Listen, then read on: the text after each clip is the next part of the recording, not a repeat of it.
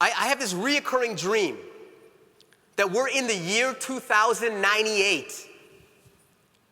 And there's a university professor that's teaching a class.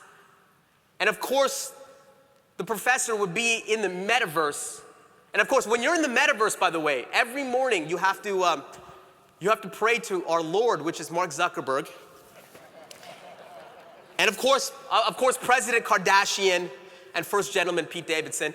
And the university professor would look around the room, and of course it would only be females because all the men got canceled.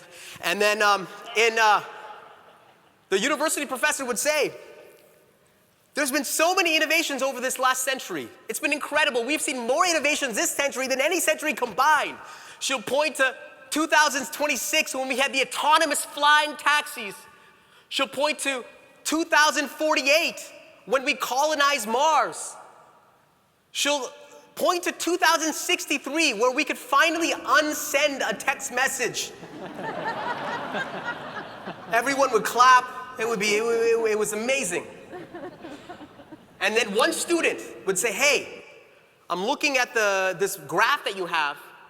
I noticed that there's a part that's dark from 2010 to 2020. What happened? And the professor said that was an embarrassing, cringy time for human beings. And the student would say, why? And the professor would say quietly, selfies.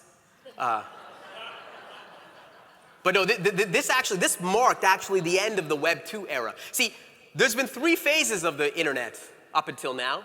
The first phase, you could see it in 1990s and 2005. We called it Web 1. It was decentralized. It was open source.